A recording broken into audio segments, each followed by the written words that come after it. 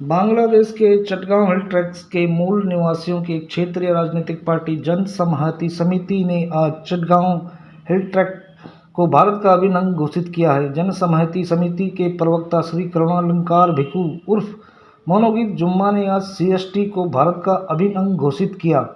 JSS प्रवक्ता ने कहा कि भारतीय ध्वज 15 अगस्त 1947 को सीएसटी में फहराया गया था।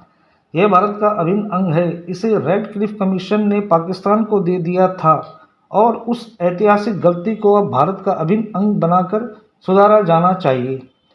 इससे पहले जेएसएस के एक और प्रवक्ता ने एक टीवी स्टेशन को दिए साक्षात्कार में मांग की थी कि सीएसटी को भारत का एक और राज्य बनाया जाना चाहिए। এখন চট্টগ্রাম জুড়ে যে ব্যাপক অত্যাচার চলছে বলে আপনারা অভিযোগ করছেন, আপনারা নয়াদিল্লিকে কিভাবে চাইছেন? আমরা প্রতিনিয়ত চাচ্ছি নয়াদিল্লি ওখানে হস্তক্ষেপ করুক। আমরা হই অঙ্গরাজ্য হিসেবে, আমাদের অঙ্গরাজ্য হিসেবে, ভারতের অঙ্গরাজ্য হিসেবে চাই, নয়তো আমরা স্বাধীন। এটাই আমাদের চাওয়া। अब सवाल यह उठता है कि क्या यह पीसीजेएसएस का विभाजन है? संतु लार्मा की अध्यक्षता वाली जन संहति समिति 1997 सीएसटी समझौते के बाद स्थापित सीएसटी क्षेत्रीय परिषद का नेतृत्व कर रही है।